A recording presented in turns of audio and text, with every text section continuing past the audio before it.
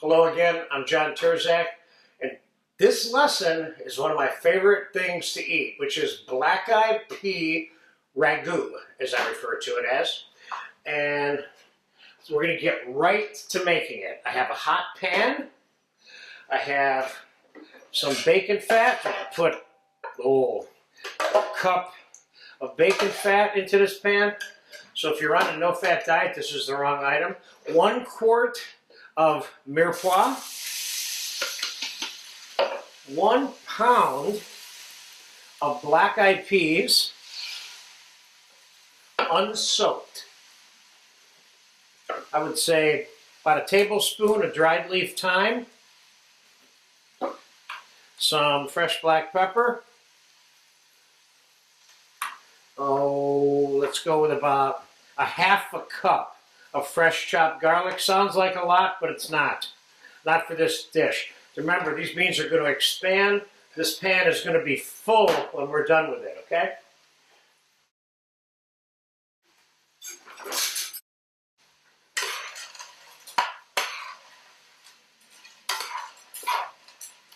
Tomato concasse, about a cup and a half. And if you want more or less, then put more or less in it. This is a great flavor additive. You know we have a lesson for that, of course, and it's been used by me in probably 50 different videos in this course. So I'm going to put this back on the stove. I'm going to let it cook for 5-10 minutes. I'm going to time-elapse this. I'll be right back. I may put a little bit of butter into it if it starts getting dry, and if it does, if I do, I'll let you know. Then we're going to saturate this with chicken stock, add some bacon lardons to this, put a cover on it, and cook it for about an hour and 15 minutes until the beans are tender enough to eat. One more thing I want to remind you about this particular formula, which is without a doubt my favorite formula for making beans. You can apply this exact formula to any number of beans: black beans, red kidney beans, white northern beans, red beans, for starters. So let me saute this, and I'll time-elapse this. We'll fast forward about 10-15 minutes. It's been about 15 minutes. It's been sauteing, and here's what we're going to do now. I'm going to add, it's a little dry, and I would normally add butter to this anyway. Sometimes after it's cooked, sometimes before it's cooked. In this particular case, I'm going to put, another 2-3 ounces of butter in here. And I'm going to put about, let me see, I'm going to put about a cup and a half good bacon lardons in there. We'll get that mixed up, and now we're going to cover this with chicken stock. How much chicken stock? We're going to put in less than we think we're ultimately going to need.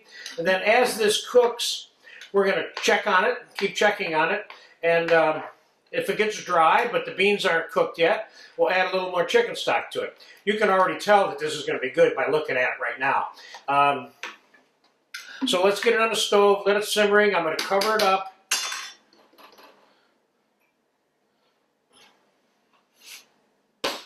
And we're going to cook this on a low temperature, or low to medium, right in there, till it's done. So we're going to fast forward to when this is done, and then we're going to finish it, we're going to taste it, talk a little bit more about it, okay? I cooked the black-eyed peas for an hour and a half. Now, of course, if I soak those beans or any other beans that I decided to use for that dish, I'd cut the cooking time in half on top of the stove. So that's up to you. There's no rule that says you have to soak your beans. I would take exception to things like Great Northern white beans because they take so long to cook if you don't soak them. You even have to soak them for 15 hours, not 5 hours, you know. So the black-eyed pea ragout, I added chicken stock to as a moisturizer and some water over the course of time that it was cooked. I kept it covered. As you can see, it looks very done, and it is. This is really good stuff. Again, now we're serving this as it's a cross between a starch and a vegetable. You serve this alongside other main dish foods. So, is this a great family style item? Yes, it is. Could I put a scoop of garlic butter on the top of this with some chopped parsley before I serve it? I could.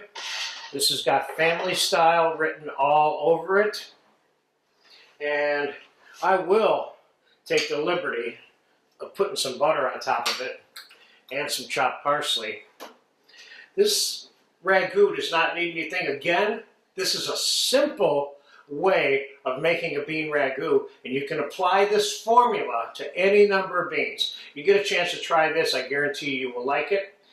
And of course, if I thin this out with enough chicken stock, I would have black-eyed pea chowder soup. So this is, I suppose if you were in the black bean puree thinking process, you could make black-eyed pea puree as a tortilla chip dip also. You know, this is a very versatile preparation. I hope you get a chance to enjoy it sometime. It's definitely one of my favorites.